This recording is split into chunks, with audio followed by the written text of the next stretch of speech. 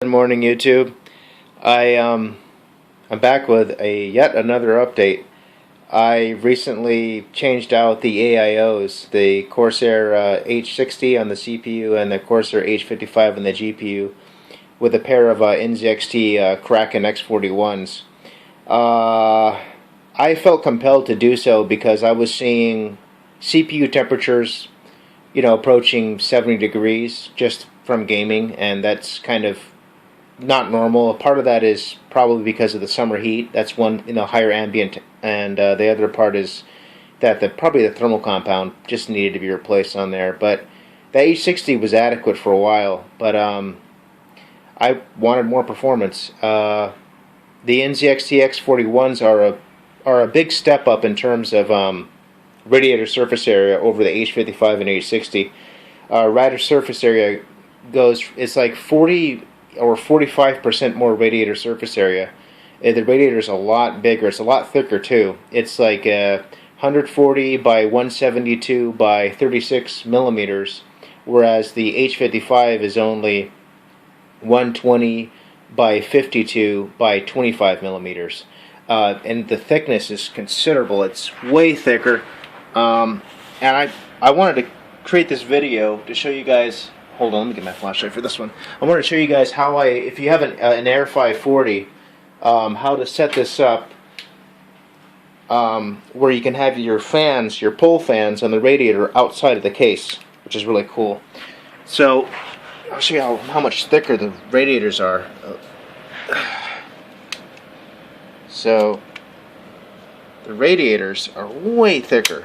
I mean, if you can see, if you've seen my other video, they're just way thicker.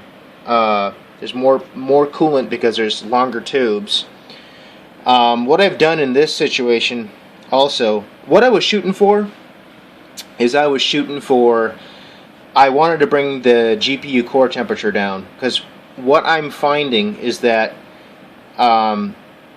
if you can keep GM200 or 980 Ti or Titan X, if you can keep the core under 50C, and when I say under 50C, I mean under 50C. If you can keep it under 50C, you dramatically increase the stability of the chip. I noticed that, I had to up the voltage. I thought I was stable at 13 megahertz on default voltage, and it was stable for a while. I don't know what happened. I don't know if the chip is degrading because it's overclocked or what, but I'm now running it at 1.255 volts, and when the GPU hits, if it just, it'll get up to 50C and it'll stay at 50C, sometimes 51, 52, and it'll get up to 55C depending on ambient. If it's a warmer day, I'm going to see 55C. But what that was doing was that, 1526 megahertz, which I used to get away with 1.255 volts, was no longer stable. I had to run it. The most I could get was like 1513 megahertz. Even then, it wasn't 100% stable. And I noticed that on cooler days, when ambient or when the core wouldn't get over, say 47C on a cooler day, that there was much more stability. So the rationale for ditching the 120 millimeter AIOs was to bring that GPU core temperature down. And I also, I figured I put it on the CPU as well, because before I had a pair of, I had two remaining 120 millimeter AIOs in the front here, where these two 140 millimeters are currently sitting. And I figured, it would just, it would make more efficient use of that space. I'd have more performance in my CPU. And also the way that I'm running it right here, the top AIO is actually connected to the GPU. And the reason why I did that is because there's a lot of residual heat coming off of this the MSI 6G VRM heatsink that's being cooled by the Kraken G10 92mm fan. There's a lot of residual heat that's being sucked through the AIO that's in the bottom. And, the whole point of this was lower core temperatures. Moving the GPU AIO up here means that it's not sucking in that residual VRM heat, which there is a lot of VRM heat, believe it or not. It's amazing, especially with the increased power target. I got power target at 125%, which is like 350 watts. So there's a lot of residual heat. The CPU temperatures are still about the same or lower than they were before with the CPU, the AIO formerly mounted up here on the top. So even though it's getting warmer air, just because it's such a bigger AIO, it's much better.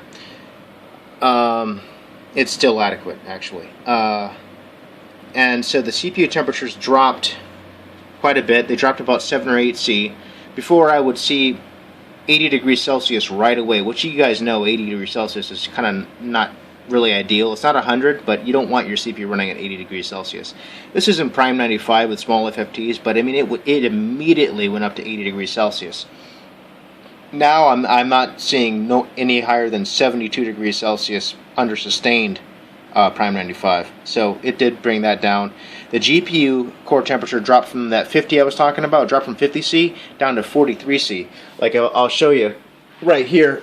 I've been running Dragon Age Inquisition the whole time I'm filming this on 2560 by 1440, and if we go up here and look, we'll see 43 degrees Celsius, 99% core load, 1540 megahertz.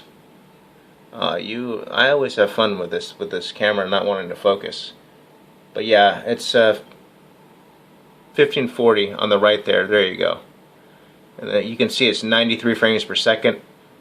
CPU is running about 50 degrees Celsius. That's what I used to run. It's running that hot because it's sucking in all that residual heat from the Kraken G10 on the GPU. Otherwise, that would probably be in the 40s. But yeah, look at that. It's even 42, 43. It's not going above 43. 42, 43. Whereas before that'd be 50 degrees. And I couldn't get away with 1540 megahertz before. Even with, 1.255 volts, I couldn't get away with that. This is rock solid stable. Rock solid stable. So I'm nearly 1550 megahertz, moderate voltage. It's not a whole lot of voltage. It's not the limit. It's not the 1.281 limit. And so for you Air 540 guys, I wanted to show you how to do this, how to set up these Kraken X41's in push-pull. You can't do this in the ceiling, unfortunately. So you're gonna have to get creative. Well, you're just gonna have to. I run the back as intake, and I run these two in the top as intake. These are the Corsair AF 140s. I got them as intake. Run them at about 70% RPM, so it's not too loud. Any more than 70% RPM, you start to hear a little buzz. But here's what you do: you basically just bolt the pull fans on the outside of the case. That's it. You bolt the fans on the outside of the case, and therefore you can fit, 2 fans on the radiators. Because it's really tight in here. I'll show you. Because the radiators are so thick. Let's see if we can see in here. That GPU is like right up against the AIO. You got like maybe a quarter of an inch. No, you got about half an inch. You got about half an inch between the edge of that GPU. This is longer than reference though. This is MSI's 6G Gaming 980 Ti variant. It's a little bit longer than reference, but still, it's right up there. So I'm loving this upgrade. I wish I just went with these in the first place.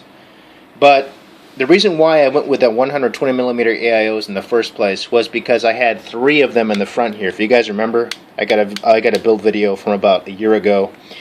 Back when I had 780 Ti SLI, I had 3 here versus the 2, and I didn't get the X41's because I didn't think the performance was that different. It's 7 degrees Celsius though. It's a big difference, and it allows me for higher overclocks with the same amount of voltage.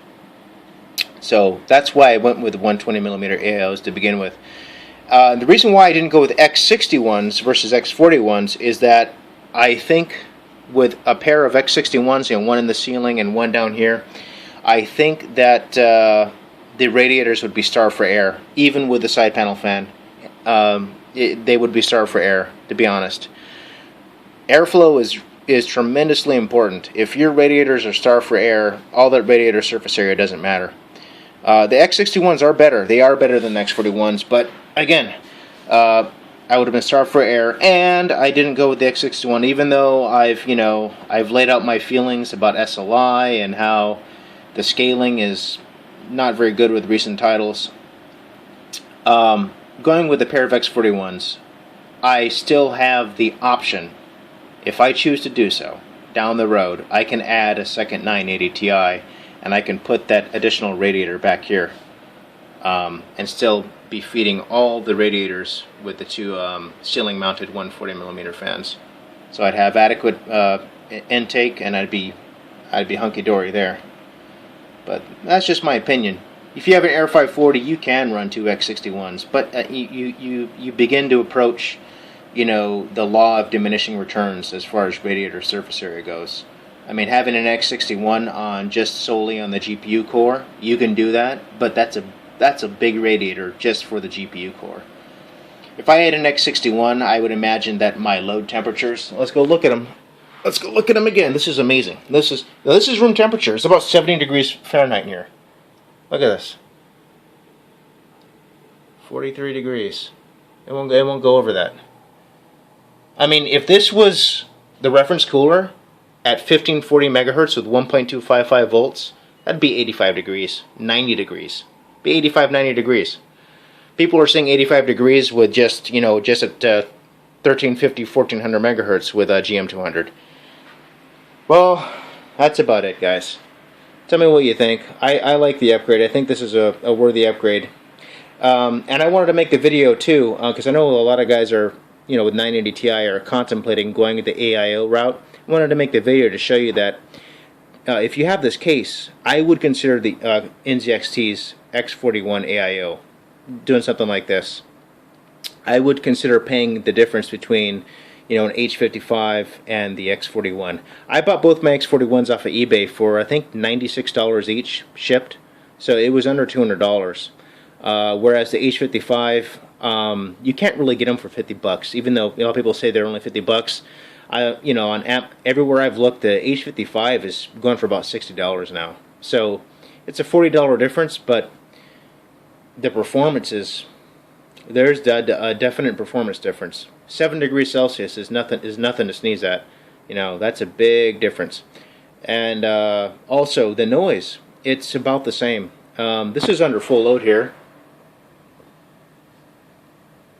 A lot of that noise is coming from this side panel fan, but the noise is about the same as it was before. I'm not kidding. It's about the same. Surprisingly, even though it's a bigger AIO and that there's a lot more radiator thickness to push that air through, it's about the same. So I'm loving this upgrade. This is the awesome AIO upgrade update. Let me know what you guys think. Alright, thanks for watching. Bye.